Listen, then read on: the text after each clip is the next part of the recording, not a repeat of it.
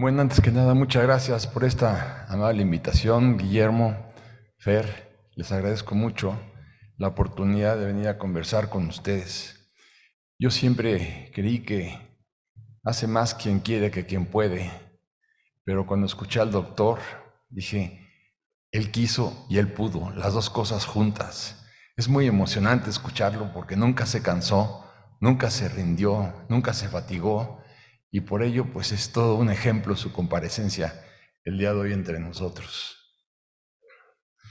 Quisiera comenzar por decirles que fue muy impresionante la llegada ahora mismo aquí a este lugar, porque venía precipitadamente y sin querer di la vuelta un poco forzada y me le cerré a otra persona que estaba entrando también a este recinto y bajó la ventana de su automóvil y me lanzó el peor insulto que me han hecho en mi existencia. Nunca creí que alguien tuviera semejante capacidad para ofender. Bajó a la ventana y me gritó diputado. Entonces,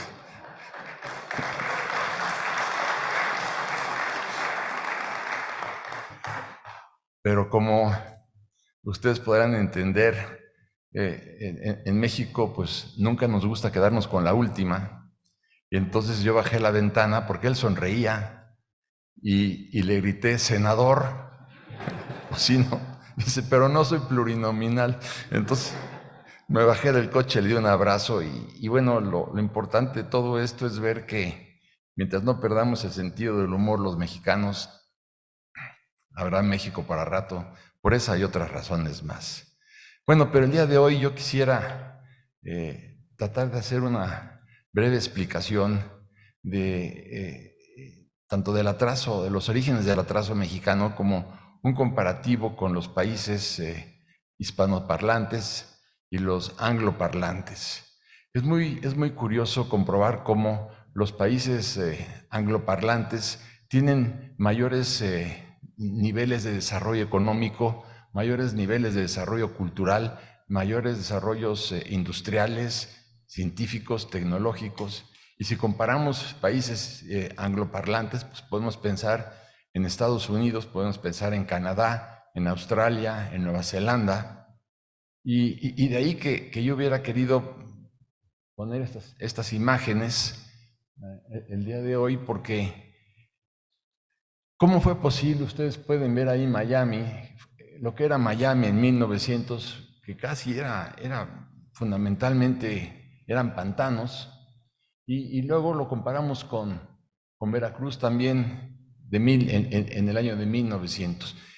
Y luego sacamos una fotografía, no sé cómo se maneja esto, sacamos otra fotografía de Veracruz en 1900 y Miami en 2020. Entonces, ¿qué pasó? Veracruz desde el aire se ve prácticamente igual, pero así es como se ve Miami al día de hoy. Entonces, ¿qué fue lo que sucedió en Miami y qué fue lo que sucedió en Veracruz? Ese es el tema más importante, ¿no? A lo mejor me convendría adelantar una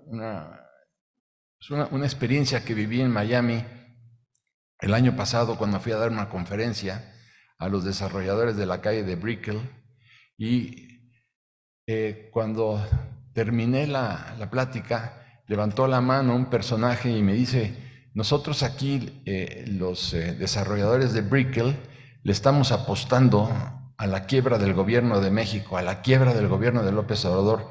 Mientras más rápido quiebre México, mejor para todos nosotros.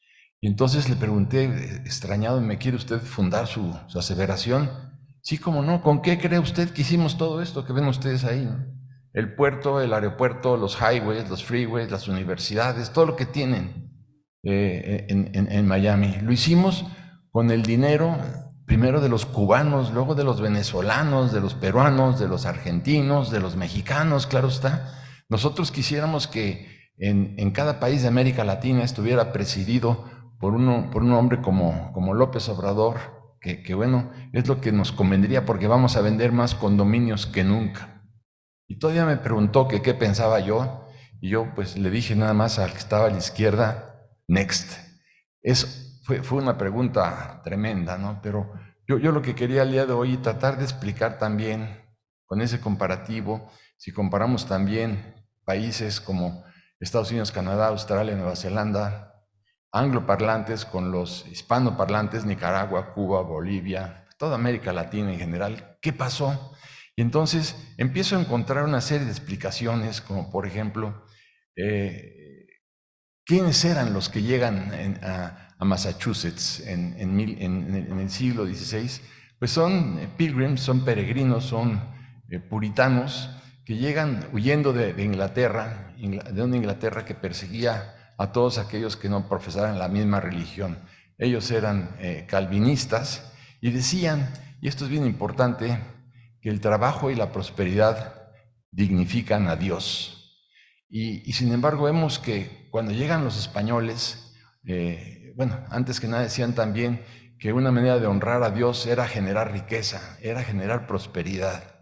Y bueno, aquí por contra se dice que en la religión católica, y yo no soy protestante ni soy católico, ni tengo ninguna religión, dice que es más fácil que entre un camello por el ojo de una aguja a que entre un rico en el reino de los cielos, mientras que ellos dicen que una manera de enaltecer a Dios es precisamente generando riqueza.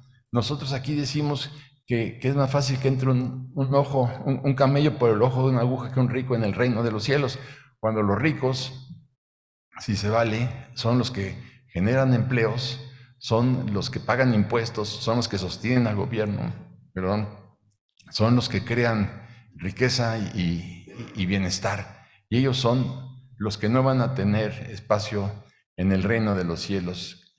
Ya comenzamos con un problema ahí. Lo que sucede también en las colonias de los Estados Unidos es que ellos tienen el pacto que se llama el Pacto de Mayflower, en donde crean ellos su propia estructura de gobierno.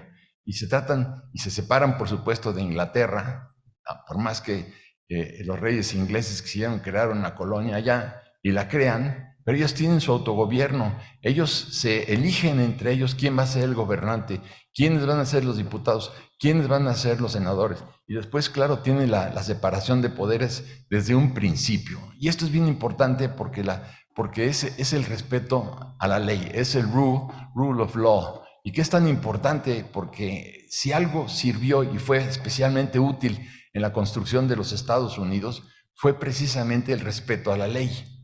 Y claro, y el respeto y la construcción de un Estado de Derecho. Nosotros nunca hemos tenido un Estado de Derecho. Y claro, ¿por qué? Porque tampoco hemos tenido nunca una democracia. Y nunca tuvimos un autogobierno, porque como sabemos, en el virreinato no existía un autogobierno. Entonces, otro de los cambios muy importantes que se dieron ya no solamente fue la estructura política, sino que se decía que por cada 1000 personas que llegaran a un cierto lugar en las colonias de los Estados Unidos, por cada 1000 personas tenían que construir un templo y una escuela. Entonces, claro, empezó también un reparto de tierras, empezó la privatización de la tierra desde un principio, el respeto a la propiedad privada y sobre todo la sociedad se ocupaba de la educación. Por cada 1000 personas, era interesante, un templo y además una escuela. ¿Qué fue lo que sucedió en nuestro país? ¿Cuándo nos extraviamos en nuestro país? Que es bien importante tratar de explicarlo. En el Imperio Mexica, por llamarle de alguna manera, existía en los calpulis, existía siempre la obligación de tener una escuela o 2 o 3 escuelas. No podemos decir que no había analfabetismo porque no había alfabeto, pero los niños se educaban a través de los códices. Y esto era suficiente para que hubiera esa prosperidad que hubo, para que el Imperio Mexica creciera desde el norte de Michoacán prácticamente hasta Honduras en 200 años. Era verdaderamente increíble el esfuerzo de la educación y el esfuerzo también militar. ¿Dónde nos perdimos? Nos perdimos cuando llegan los españoles, se acaba el calpulli y se instala la encomienda. Y en la encomienda le entregaban X cantidad de terrenos, de tierras a los conquistadores españoles por a modo de agradecimiento por los servicios prestados a la corona, y les daban cierta cantidad de indios, de indígenas, para que trabajaran la tierra. Bueno, ahí es donde nos perdimos, porque en las encomiendas se instalaron iglesias en lugar de instalar escuelas. Piensen ustedes el drama que tuvimos cuando llega Iturbide al poder en el año de 1821-22. Bueno, 98% de los mexicanos no sabían ni leer ni escribir, mientras que en las colonias norteamericanas, en las 13 colonias, 70% de la población ya sabía leer y escribir. Ahí hay una diferencia enorme, ya no solamente en la organización jurídica y política, sino también en la parte social. ¿Y por qué se decía? ¿Cuál fue la gran ventaja del protestantismo?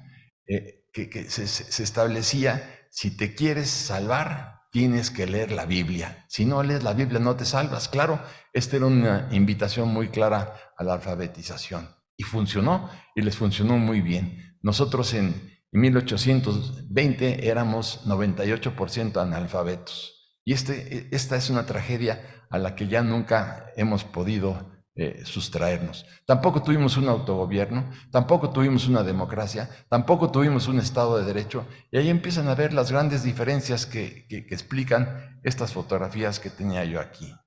Entonces, por ejemplo, en 1776, cuando ya se da la independencia de los Estados Unidos, cuando se firma el Acta de Independencia, habían en los Estados Unidos 4 millones de personas. 40 años después, en 1820, ya eran 22 millones de personas. ¿Por qué? Porque abrieron la puerta a todo mundo. Musulmanes, católicos, judíos, era igual la religión que profesaran, siempre y cuando fueran a los Estados Unidos a ganarse la vida de manera honorable. ¿Qué pasó en México? En México cerramos las puertas a la migración porque el clero católico resolvió que nadie que no fuera católico podía venir a México. Y esto es lo que se logró, la consecuencia de que Texas, por ejemplo, tuviera en 1804, 1805, tuviera 15,000 personas, y California 4,000 o 5,000 personas. ¿Por qué? Porque mientras los Estados Unidos abrieron la puerta a todo el mundo para que trabajara, los mexicanos cerramos la puerta a todo el mundo, salvo que fuera católico. Y esta fue también otra de las grandes trampas de la vida, porque no pudimos oxigenarnos con las ideas, con los principios, con la información, con la tecnología de otros países. Por ejemplo, otro caso que fue muy importante dentro de la estructura constitucional es que el presidente George Washington no se quiso reelegir. Cuando terminó su mandato, que fue el primer presidente de los Estados Unidos, dijo no. Por contra, en México tenemos un Antonio López de Santana que regresó 11 veces al poder. Esto también ya nos explica por sí mismo qué es lo que sucedió. El presidente Joe Biden hoy en día es el presidente número 46 en 246 años de la independencia de los Estados Unidos. Y bueno, el presidente López Obrador es el presidente número 120 y tantos. Entonces, tomando en cuenta todo los golpes de Estado que hubo en nuestro país. Entonces, yo creo que todo esto es importante rescatarlo, porque la clave del desarrollo de los Estados Unidos se reduce a 3 palabras.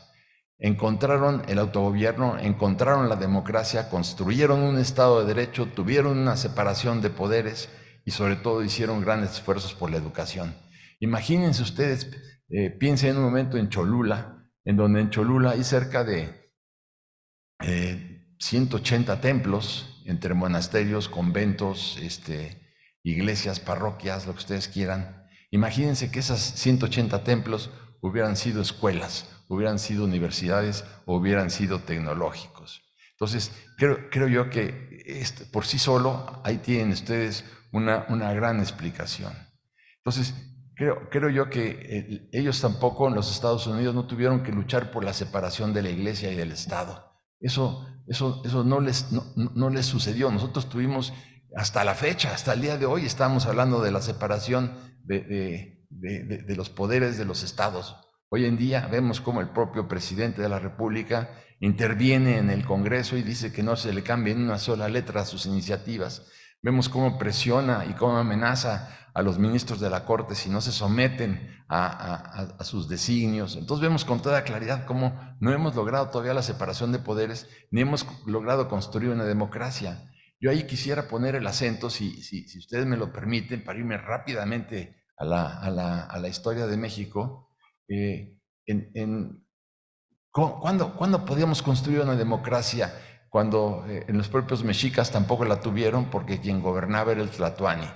Después vemos que en 1521, 22 empiezan 1550 con el virrey Antonio de Mendoza, empieza el virreinato en México.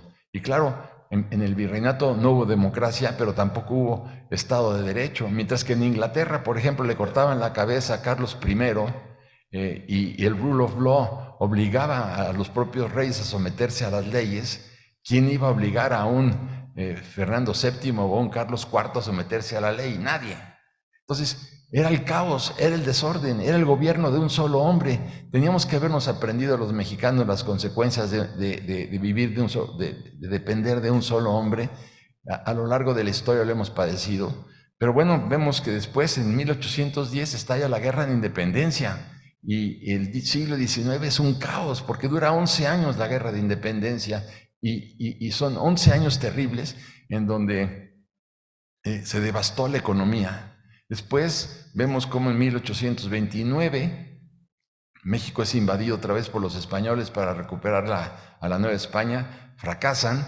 1839 tenemos el caso de la Guerra de los Pasteles, una invasión francesa. Y después, en 1846, empieza la invasión de los Estados Unidos en México, que dura 2 años y nos arrebatan la mitad del territorio. Ya teníamos la Guerra de Independencia, la invasión de Barradas, la Guerra de los Pasteles, y después teníamos, por si fuera poco, la invasión de los Estados Unidos, que mutilan la mitad de nuestro territorio. Y después, cuando finalmente los norteamericanos se van en 1848, 10 años después, estalla la Guerra de Reforma. Y estalla la Guerra de Reforma, que dura 3 años. ¿A qué hora sí íbamos a construir una democracia? ¿Cómo íbamos a construir un Estado de Derecho? ¿Cómo íbamos a tener un rule of law? Pues era imposible, porque cuando acaba la Guerra de Reforma en 1861, para sorpresa de todos que dijimos, ya se acabó, no, porque al año siguiente nos invaden los franceses y se instala el Segundo Imperio Mexicano con Maximiliano, que acaba en 1867, cuando afortunadamente Juárez lo fusila en el Cerro de las Campanas. Bueno, sí, empieza la restauración de la República. Juárez muere en 1872, lo sucede Sebastián Lerdo de Tejada, y entonces dijimos, bueno, ahora sí, vamos a seguir construyendo la restauración de la República. Pues no, porque Porfirio Díaz, convencido de cancelar la reelección, porque estaba harto de la reelección, derroca al gobierno de Sebastián Lerdo de Tejada y se reelige con una gran congruencia priista hasta 1910. O sea, el hombre que derroca a Lerdo de Tejada porque dice que está harto de las reelecciones se reelige pues más de 30 años. ¿Y qué pasó? Bueno, finalmente lo largamos a punta de bayonetazos en 1911 y estalla la Revolución Mexicana. Entonces ustedes ven todos los episodios. Era imposible que pudiéramos construir una democracia. Y si no construíamos una democracia, tampoco construíamos un Estado de Derecho. Y si no construíamos un Estado de Derecho, todo lo que iba a seguir después iba a ser el caos. ¿Cómo es un país sin Estado de Derecho? Pues basta con salir a la calle en México o en cualquier país de América Latina. Entonces termina la revolución y dijimos, ahora sí ya, pues imagínense lo que pasó, nada más lo que ocurrió en 15 años.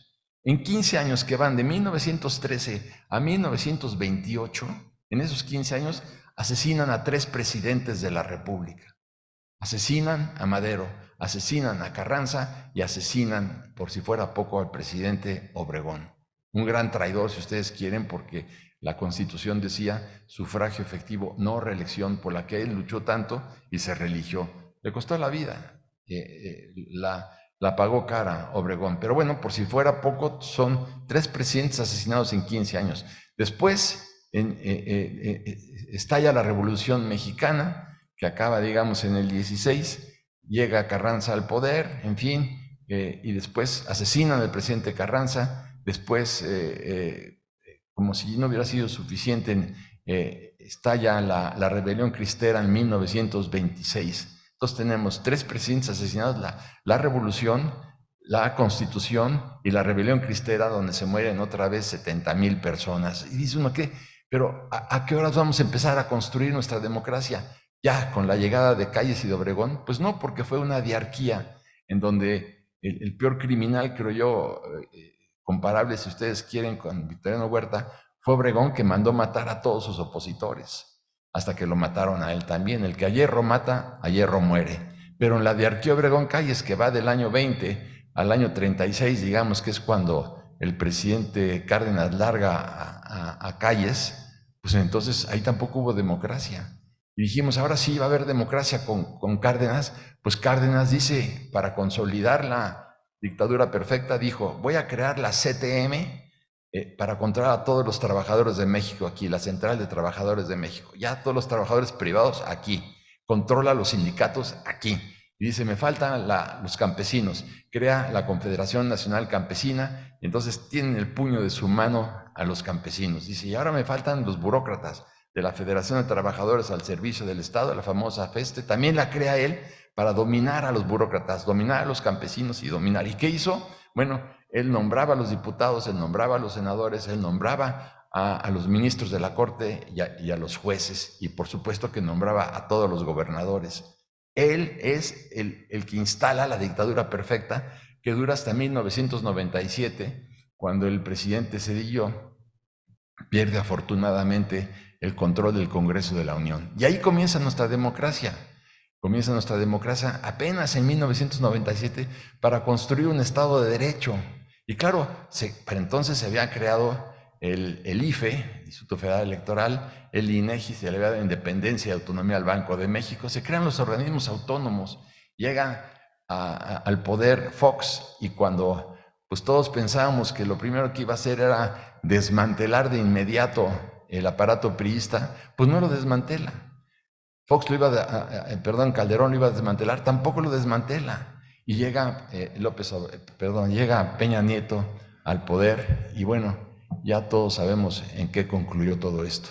Pero lo que quiero decir es que durante todo este tránsito no pudimos construir una democracia como los gringos, no pudimos construir un Estado de Derecho, y entonces, claro, no están dadas las bases para la construcción, para la certeza, para la certidumbre que requiere un país para su evolución. No lo logramos, y no lo hemos logrado hasta el día de hoy.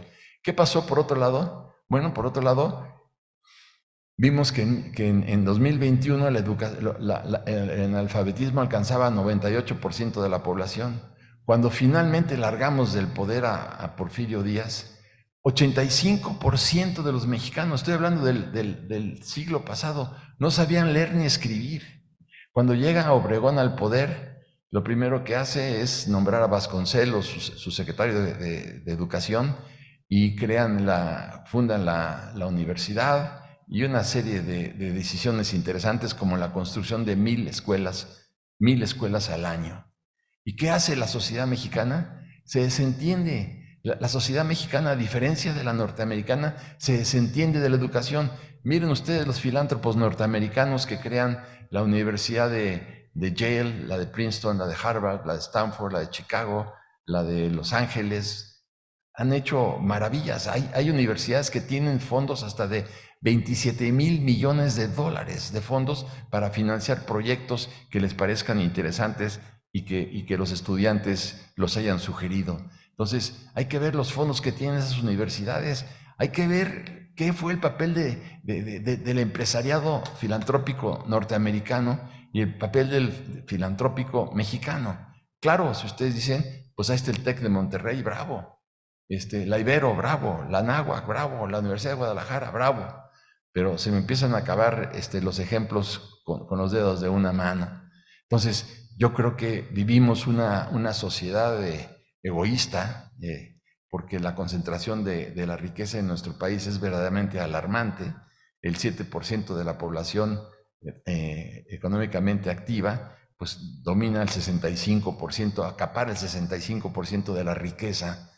Claro, porque también acaparan el conocimiento y quien acapara el conocimiento acapara la riqueza. Entonces, uno de los principales problemas que tenemos en nuestro país es precisamente eso, la concentración de la riqueza y ante una sociedad que ha olvidado sus responsabilidades educativas y se las dejó al Estado. Por eso, hoy el gobierno mexicano tiene 2 millones de maestros del servicio público, maestros que no están capacitados, maestros que tampoco han sido ya evaluados, porque López Obrador se encargó de destruir la reforma educativa de Peña Nieto, que fue, pues por más que me cueste trabajo reconocerlo, pues sí fue un éxito de su gobierno haber hecho la reforma educativa, como también fue un éxito de su gobierno hacer la reforma energética, la reforma financiera, la reforma eléctrica, porque esos sí son méritos que es imposible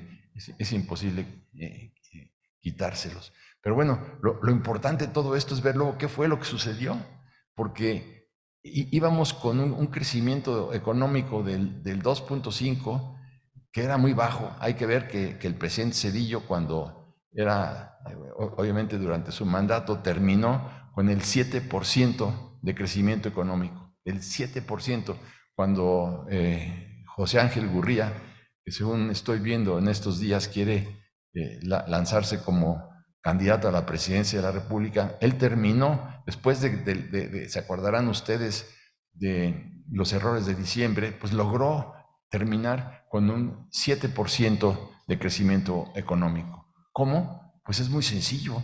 Yo creo que lo que teníamos que hacer los mexicanos se reduce a una sola palabra: copiar. ¿Por qué no copiamos lo que ocurre en Singapur, en Corea del Sur, si ustedes mismos quieren, en la propia China? ¿Qué es lo que hicieron estos países? Nosotros antes teníamos un desarrollo económico superior al de Corea del Sur y inclusive superior al de España. ¿Qué hicieron los españoles? ¿Qué hicieron los de Corea del Sur? ¿Qué hicieron en Singapur? Pues fue muy sencillo, fue aplicar el Estado de Derecho. En Singapur ustedes pueden dejar el automóvil prendido con la puerta abierta y bajarse a comprar unos cigarrillos, no porque es un problema, pero comprar lo que ustedes quieran y nadie le va a robar el coche. ¿Por qué? Porque hay pena de muerte para los ladrones. Yo estoy en contra de la pena de muerte, por supuesto que lo estoy. Lo que quiero decir es que hay responsabilidades que se cumplen. Ya no digan ustedes para un jefe de Estado o un funcionario público que se roba los dineros del pueblo. Bueno, pues ahí sí, para que vean ustedes, se impone la pena de muerte, igual que en China. Entonces yo creo que si no hay las reglas del juego, nosotros nunca aceptamos las reglas del juego.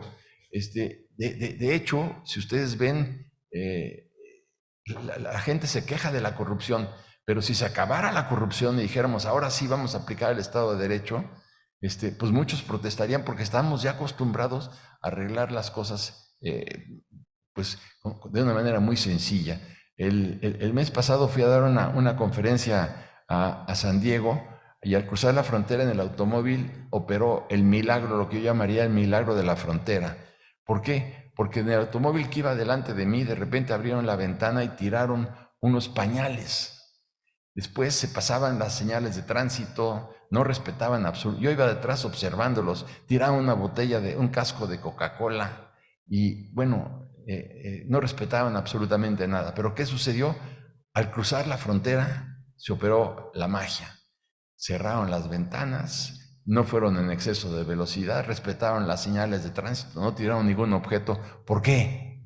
Porque sabían muy bien que un problema con la autoridad era un problema muy serio y no lo iban a poder arreglar a billetazos. Entonces, claro, entonces iban a poder hasta detenerlos o iban a multarlos y no tendrían remedio. Entonces nosotros lo que tenemos que hacer en nuestro país es eso: incorporar y construir a la brevedad un Estado de Derecho.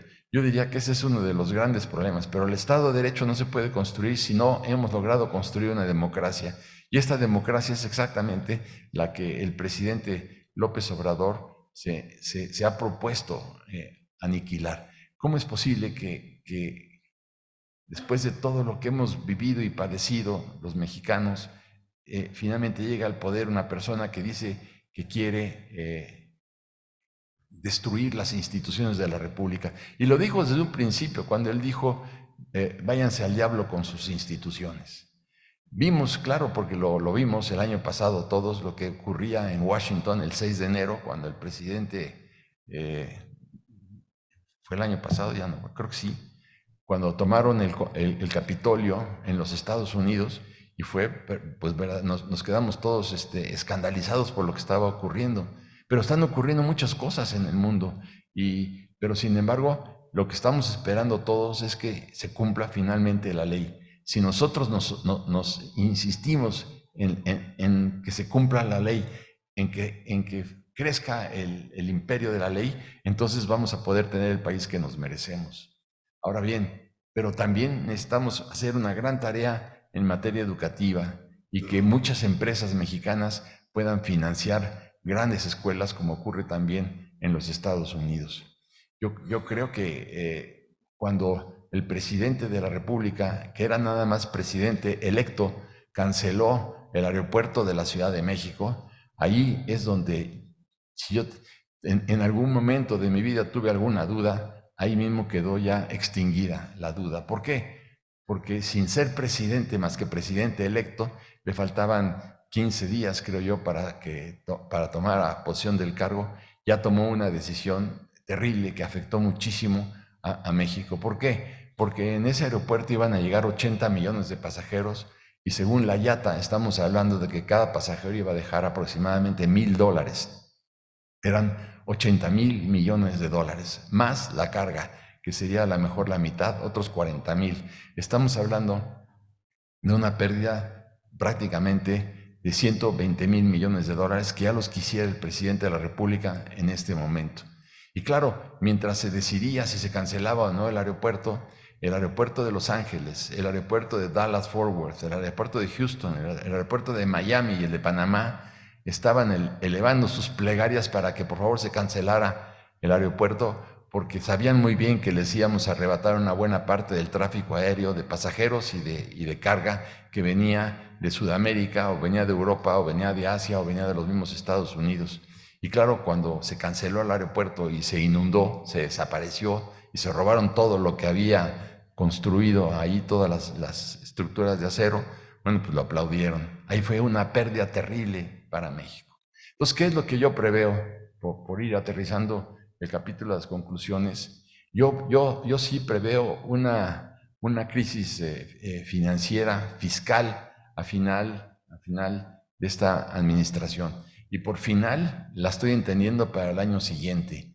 ¿Por qué? Porque ya no tienen recursos económicos. Les queda la posibilidad de recurrir a la deuda, pero ya en este momento la deuda ha crecido un 47% en esta administración. Y al crecer la deuda, al mismo tiempo dispararse los tipos de interés, estamos hablando claramente de que se está sofocando la tesorería mexicana, porque los créditos que contraten en el futuro van a ser muy caros, van a ser muy onerosos, como ya lo están siendo en este momento. Si ustedes ven el costo de la deuda al día de hoy, es verdaderamente abismal. Pero por otro lado, si como dicen pues las corredurías, las compañías de corretajes y las de evaluación de riesgos y muchas instituciones de crédito que a lo mejor el año que entra, si bien nos va, crecemos al 0.5, entonces, ¿dónde va a quedar la recaudación? Es evidente que si se baja el crecimiento económico, pues se va a bajar la recaudación. Y a la inversa, donde hay más crecimiento económico, hay más recaudación. Y si hay más recaudación, es la prueba de que hubo más utilidades. Si hubo más utilidades, hay más expansión para las empresas, hay más posibilidades de creación de empleos, hay más posibilidades de exportación, hay mucho más. Pero bueno, aquí queda claro que la recaudación se va a desplomar. Y entonces el presidente va a culpar a los empresarios, porque va a decir, si se acabó el dinero, no es porque él se lo gastó en el Tren Maya, no es porque él se lo gastó en la refinería, que va a costar 26,000 millones de dólares, cuando tendría que haber costado 8,000. Y vemos cómo va a echar la culpa también por el costo, porque él no va a aceptar la culpa del aeropuerto si se le puede llamar de alguna manera, el de AIFA, Claro, él va a decir, voy a culpar a quien sea, pero no voy a aceptar yo la responsabilidad. Entonces, ¿qué es lo que sigue? Que a lo mejor va a tratar de imponer un incremento brutal en las tarifas, en las tarifas del impuesto sobre la renta, a los grandes contribuyentes que van a decir, pues nos llevamos los capitales. ¿Por qué se han ido de México al día de hoy 32,000 millones de dólares? Que evidentemente va a tardar mucho tiempo en que vuelvan. ¿Por qué? Porque ya están invertidos en otro lado. Es decir, es como si llegáramos a una plaza pública y disparamos un par de tiros de escopeta, pues evidentemente van a volar las palomas. Ahora hay que convencerlas de que ya guardamos la escopeta y vuelven a tener seguridad. Va a ser muy difícil reconstruir todo lo que hemos perdido en los últimos 4 años. Y es muy frustrante ver también, yo lo digo en mi columna del día de hoy en el Reforma, cómo después de todos los sacrificios, sangre, sudor y lágrimas que hemos pagado los mexicanos para tener instituciones, ¿cómo es posible que en 4 años las estemos perdiendo todas otra vez ante una sociedad anestesiada o adormilada o resignada que no protesta? No protesta cuando vemos que fuimos el país con mayor número de muertes por el COVID, 750,000 muertos. No protesta cuando los niños se quedan sin vacunas, sin medicamentos como la quimioterapia. No protesta cuando no hay medicamentos. No protesta cuando estamos viendo también cómo fracasó el Seguro Popular y pusieron al INSABI, que ha sido un absoluto desastre. Y tampoco protesta cuando ya llevamos 150,000 homicidios dolosos. Cada 15 minutos asesinan a un mexicano y nadie protesta. Es curioso, porque yo siempre he pensado que hay un momento donde termina la culpa de López Obrador y comienza la culpa de la sociedad. A ver, asesinan a 12 mujeres al día. Es increíble. Ya van 80,000 mexicanos desaparecidos que nadie sabe dónde están. Más los 150,000, si sacan ustedes su cuenta, pues estamos igualando básicamente los números de la Revolución Mexicana, pero nada más en la Rebelión Cristera murieron 70,000 mexicanos, y aquí en 4 años son 150,000, pero nadie protesta, ni por las medicinas, ni por la falta de salud, ni por las muertes, ni por el asesinato de las mujeres, ni mucho menos porque ya van 5 millones de mexicanos que quedan sepultados en la pobreza y nadie protesta. Y se cerraron aproximadamente 1,5 millones de pequeñas y medianas empresas y nadie protesta. Entonces, ¿quién tiene más culpa? El que quiere destruir al país, porque lo quiere destruir, porque él dice y dice bien. Pues, por ejemplo, un cubano, ¿de qué va a protestar si le sirven un plato con moros y cristianos? Pues ya se queda encantado. Ya los que protestaban ya se fueron a Miami y tienen 9 veces más de Producto Interno Bruto que toda la isla de Cuba junta.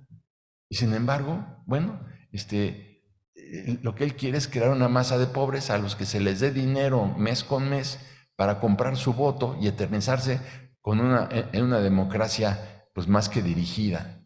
Y sin embargo, nadie protesta. Y esto es lo que a mí más me llama la atención. Claro que me gustaría que los empresarios también dijeran, oye, tú estás financiando todas estas obras faraónicas que van a ser muertas todas, porque cuando se termine finalmente la refinería, la mayor cantidad de coches serán eléctricos. Entonces, ¿para qué queremos una refinería que costó 28,000 millones de dólares? ¿Y para qué queremos un aeropuerto como el AIFA que no va a servir absolutamente para nada, más que para hacer un aeropuerto militar en el futuro, si ustedes quieren, o el Tren Maya, que lo vamos a tener que subsidiar porque el boleto va a costar 9,000 pesos? ¿Quién va a poder pagar 9,000 pesos? Porque no hay una industria, sino hay pues sí, a lo mejor una gran cantidad de pasajeros que puedan tomar el tren en algunos tramos específicos, pero muy pocos europeos, porque tenían que haber pensado que muchos de los turistas que están en la Riviera Maya son turistas que vienen con un plan de todo incluido, all inclusive, y entonces difícilmente salen del hotel, difícilmente salen de los restaurantes, desde luego no van a tomar el Tren Maya. Entonces lo vamos a tener que subsidiar nosotros, nuestros hijos y nuestros nietos y nuestros bisnietos. Sin embargo, ¿dónde está la sociedad mexicana contestataria que muestre su malestar y su coraje por todo lo que está ocurriendo. Y por ello es que el artículo que escribí hoy en la mañana en el Reforma se llama Rugido de ratón, porque pues yo puedo escribir una columna como la de hoy en el periódico y ¿quién la va a leer? Déjenme presumir, a lo mejor 20,000 personas, por ser muy presumido, 30,000 si quieren, bueno, ya. Pero el presidente aprieta un botón y se comunica con 8 millones de tuiteros. Pero además también tiene las conferencias mañaneras y ahí lo vemos, acapara, tiene el monopolio mediático del país, porque lamentablemente pues todo el mundo toma las declaraciones, las critica, las comenta, que es lo que él más necesita. Pero imagínense ustedes por un momento que nadie fuera mañana a la conferencia mañanera de los periodistas o pseudo periodistas que van. A ver, ¿qué pasaría? ¿Qué pasaría si los mexicanos dijéramos, no estamos de acuerdo con la reforma educativa y no vamos a mandar a nuestros hijos a la escuela? Y tampoco estamos de acuerdo con que nuestros impuestos se estén dilapidando de esta manera, ni que se gaste el presidente 60,000 millones de pesos en la compra de voluntades electorales. No pagamos impuestos. Van a meter pues, ¿qué les voy a decir? A 5 millones de empresarios a la cárcel, ¿no? ¿Dónde están las cámaras de comercio, de industria? ¿Dónde están las cámaras de la transformación, de la construcción? ¿Por qué? ¿Por qué? Si estos organismos fueron creados precisamente para proteger y para ayudar a los intereses del empresariado nacional, que es tan importante, ¿por qué tienen esa posición tan tímida? Yo me pregunto, cuídense mucho de que los pirruris se vayan de un país, porque los invito a que busquen un pirruris en Cuba, o en Venezuela, o en Nicaragua. A ver, encuéntrenlo, imposible. Cuando los pirruris se van, se llevan sus recursos. Y claro, por decirle, por tomar la palabra de López Obrador, tenemos que tener mucho cuidado de crear la estabilidad necesaria para que nuestros ahorros se inviertan en México, para capitalizar a nuestro país, para tener cada día más empleo. 65% de la economía mexicana es informal, no paga impuestos, y quienes sí pagamos, obviamente los mantenemos a estos 65%.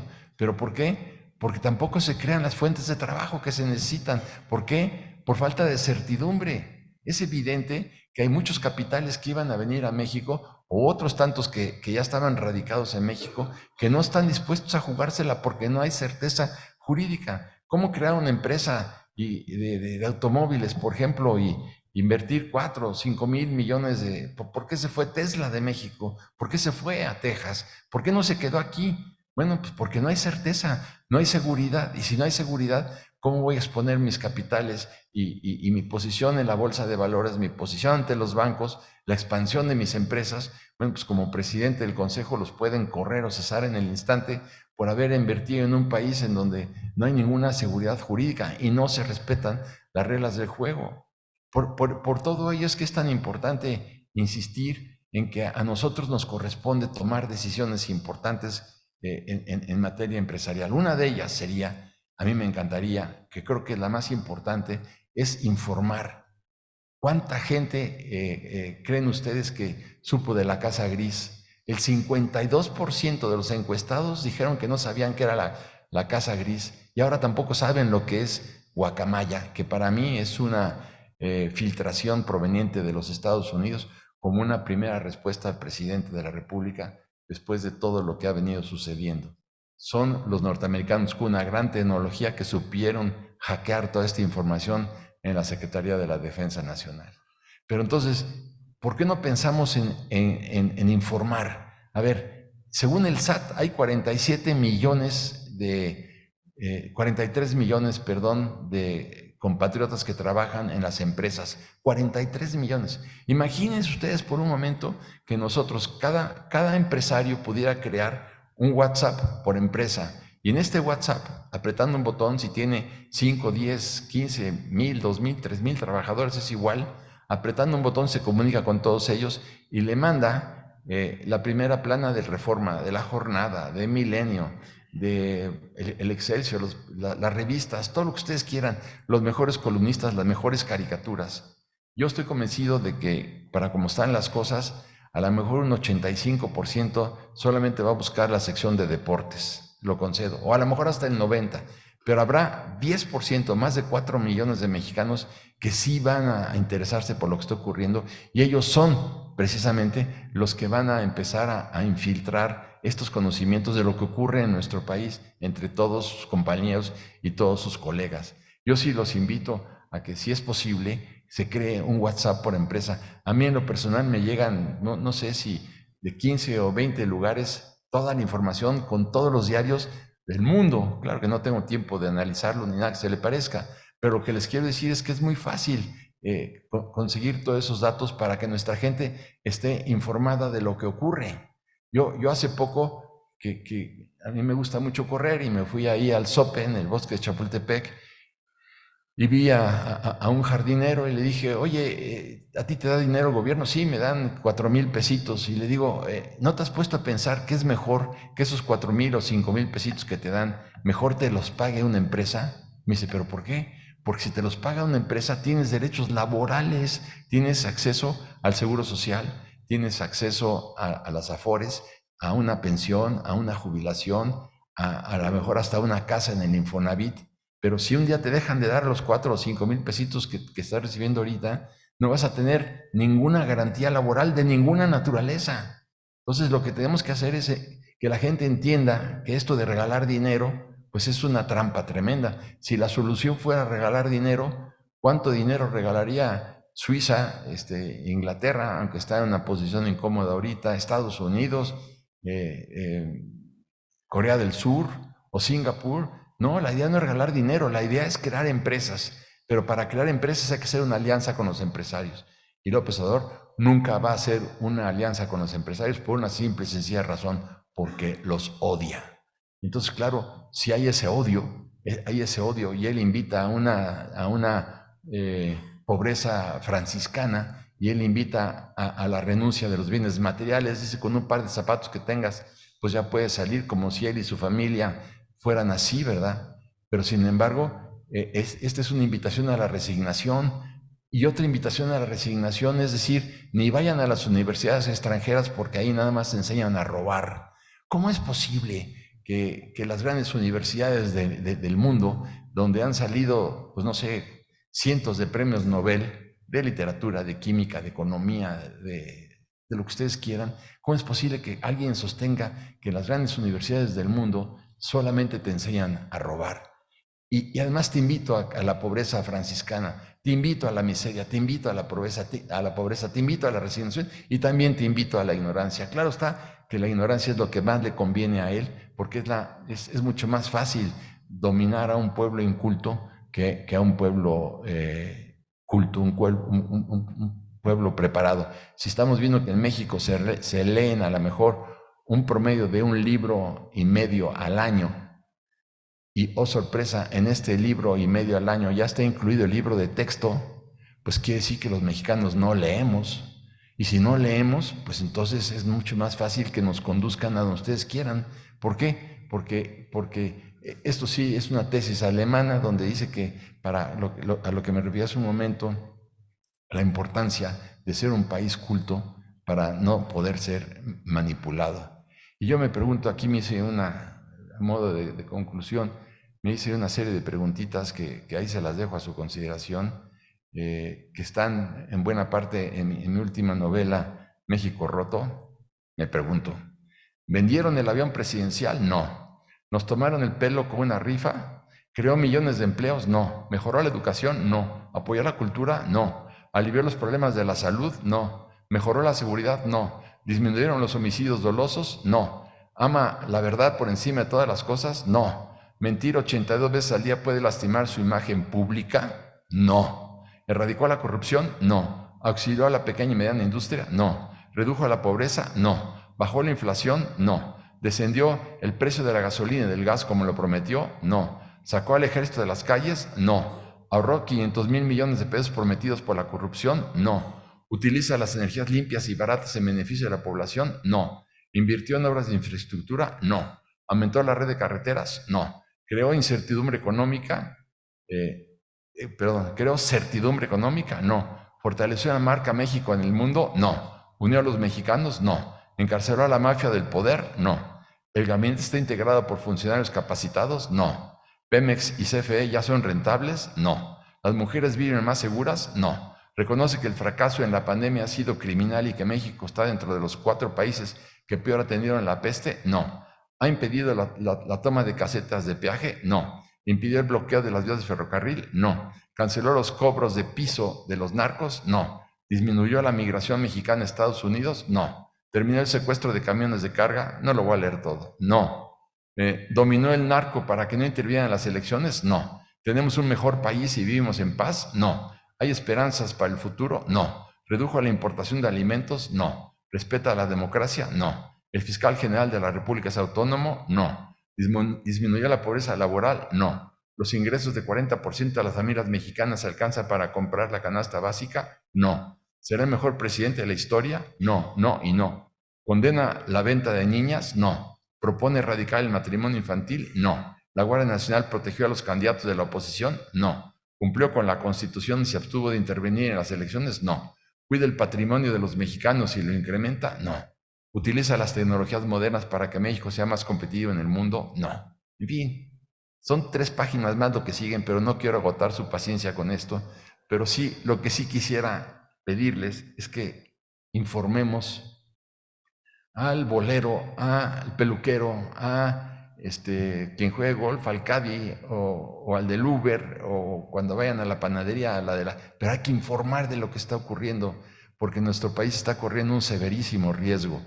Yo creo que uno de los enemigos que más formidables a los que se va a enfrentar López Obrador es un enemigo invisible, que es la quiebra de la economía mexicana, que no es que alguien se levante en armas, que no es que alguien proteste, no, es simple y sencillamente eso. Y nosotros no debemos pagar ese precio, no debemos volver a pagarlo, pero vamos para allá a una gran velocidad porque no les van a alcanzar los ingresos para financiar el gasto público. Este presupuesto que presentaron para el 2023 es absolutamente impresentable, es una mentira tras la otra. Entonces, ¿vamos para allá? Sí, quien diga ahora que es que la oposición no tiene buenos candidatos. Y yo digo, pero él sí, o sea, hay que ver los candidatos que tiene él. Los candidatos que tiene él es la señora Sheinbaum y el señor Adán. Esos son los candidatos, porque pues yo creo que el señor Ebrard ya no va a ser su candidato, por lo menos después de los libros que están apareciendo y de estas filtraciones de Guacamaya. Yo creo que el desprestigio de todos ellos es tremendo, pero vendrá más desprestigio porque quien piense que ellos que ya están desprestigiados y excluidos ya no van a tratar de denigrar justificadamente o no a Adán y a la señora Sheinbaum, pues están en un gravísimo error. Esos son los candidatos que van a gobernar el país, un país de 130 millones de mexicanos lleno de poder, lleno de energía, porque lleno de talento creativo y lleno de imaginación. A ver, yo me acuerdo cuando llegó el presidente López Portillo y en su discurso de toma de posesión puso al país de pie y nos tomamos todos de la mano y nos regaló 3 años o construimos 3 años verdaderamente maravillosos, de que podemos, porque acuérdense ustedes cuando se descompuso el coche que se llamaba La Bestia del presidente Carter en México y pensaban traer mecánicos de los Estados Unidos para ver qué le pasaba al coche que no prendía en la embajada de los Estados Unidos. ¿Qué sucedió? Que llamaron al Toques y abrió el cofre, le dio unió 2 cables y prendió el coche. Hubieran visto la cara de los gringos que decían, ¿cómo es posible? Somos muy imaginativos, somos muy poderosos, podemos hacer maravillas. Y ya lo hemos hecho. Bueno, ahí está el recuento del milagro mexicano, el milagro mexicano que fue verdaderamente maravilloso, con el que sorprendimos al mundo después de la Segunda Guerra Mundial. Tuvimos que crear, imagínense, un impuesto que se llama Impuesto para Utilidades Excedentes, porque eran demasiadas las utilidades y nadie protestó. Entonces, ¿por qué no podemos volver a construir un México que tenga utilidades excedentes? Y con las utilidades excedentes, bueno, se crearán más empleos, se crearán más empresas, tendremos más exportaciones, muchísimos más dólares, muchísima más estabilidad y sobre todo el gobierno tendrá más presupuesto para desarrollar todo lo que quiera. De que podemos, podemos, pero lo que yo digo es que, y con esto concluyo, es que no existen las culpas absolutas. Hay un momento donde termina la culpa de López Obrador y comienza la de todos los que estamos aquí en este momento. Muchas gracias por su atención. No quiero seguir abusando.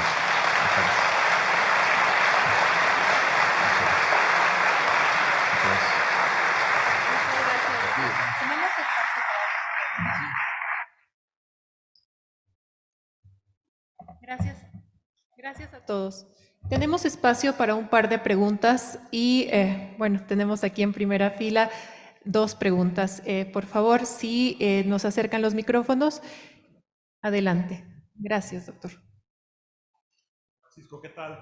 Como anticipábamos, muy agradable tu conversación. Gracias por estar aquí en el evento y por compartir tus conocimientos y tus experiencias. Encantado, Juan. Hay un tema por ahí que lo que ha pasado recientemente, que es el apoyo que está dando el presidente a los militares y el involucramiento que lo ha hecho en muchas de las funciones de no solo del servicio público, sino también de la actividad económica.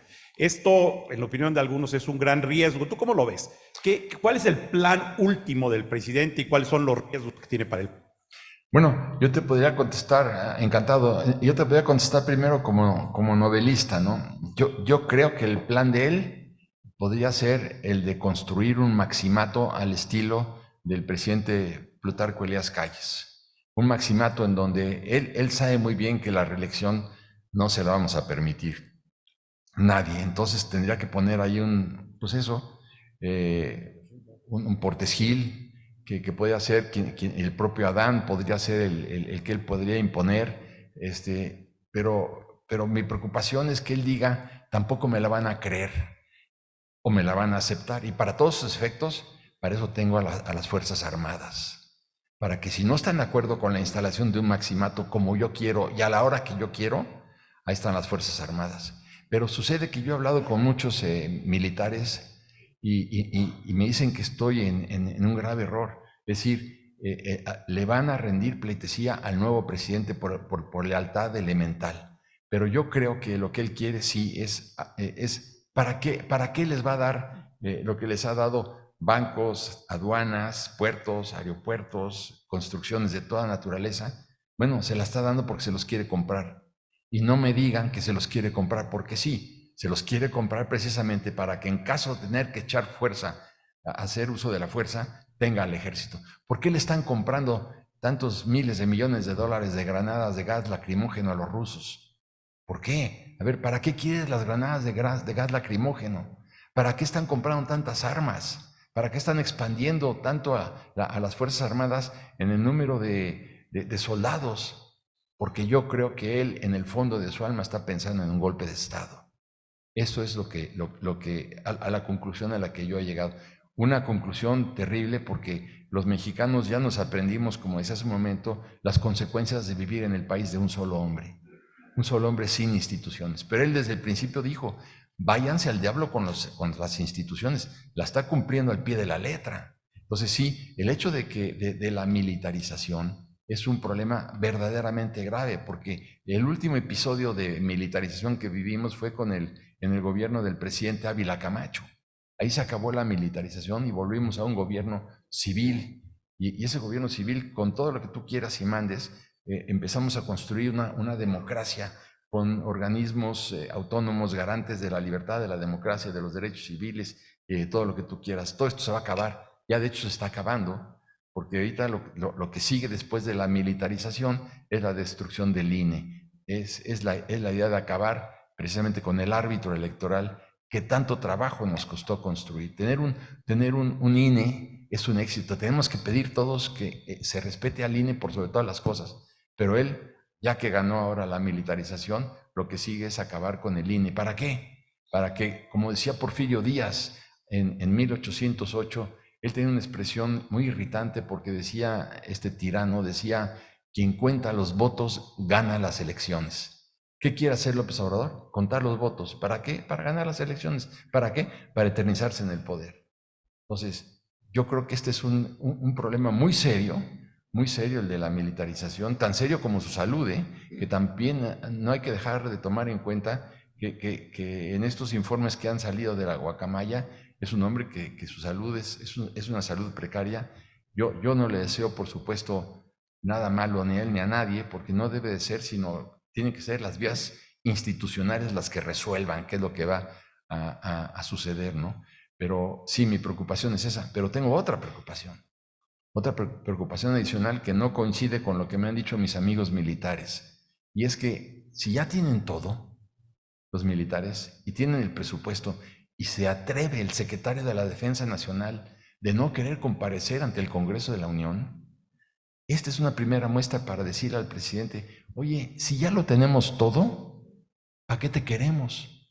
Cuidado con que se le vayan a dar la vuelta al presidente los militares diciéndole, ya no te necesitamos para nada, porque alguien, un secretario de la Defensa Nacional que se atreve a desafiar a uno de los poderes públicos, políticos de este país, dice, no voy, vengan, y si no vienen allá ustedes, óyeme, me parece sumamente serio. Es un nivel ya de insolencia peligroso porque es el desconocimiento de uno de los grandes poderes de la Unión. Entonces yo creo que sí estamos entrando en un camino francamente muy peligroso, muy riesgoso y de consecuencias imprevisibles. Yo espero que reaccione la gente, espero todavía que pues muchos mexicanos se percaten del peligro de la militarización, porque de veras le daríamos marcha atrás a los relojes de la historia de una manera dramática y temeraria. Francisco, muy buenas tardes. En este escenario y considerando que los partidos políticos que dan pena, ¿cómo ves las posibilidades de una coalición de los partidos de oposición y que tengan éxito en el 2024? Sí, bueno, yo creo que ya el PRI dio las suficientes evidencias de que no es un partido político confiable.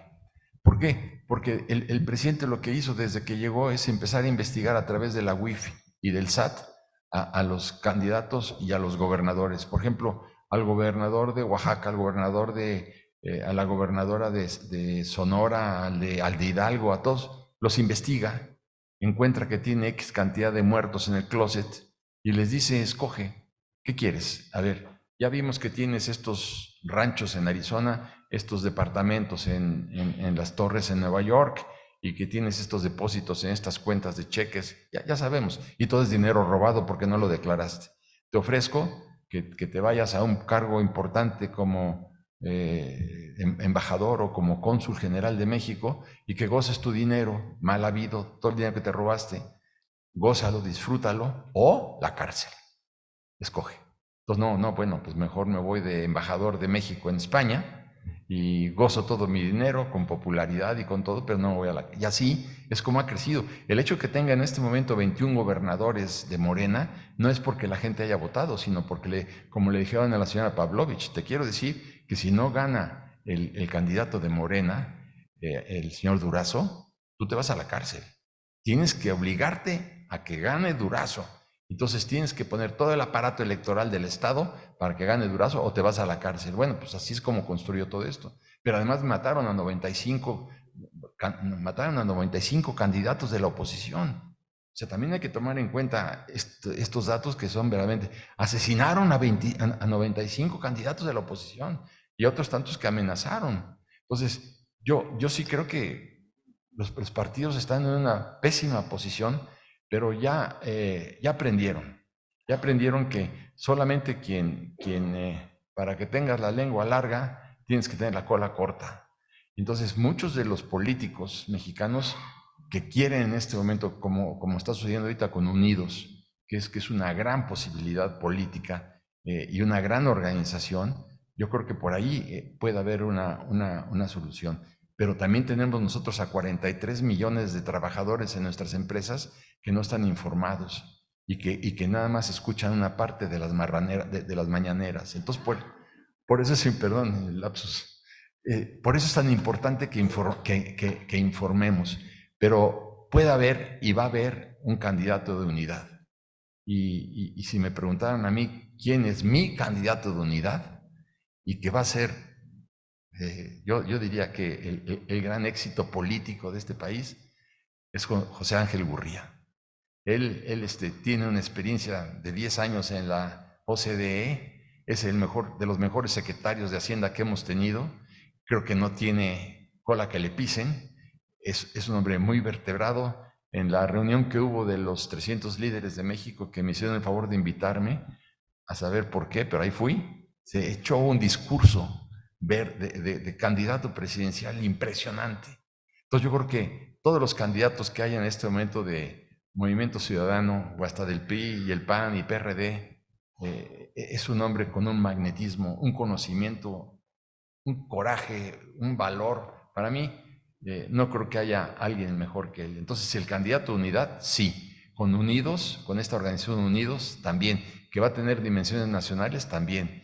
Y que va a ser un éxito, también.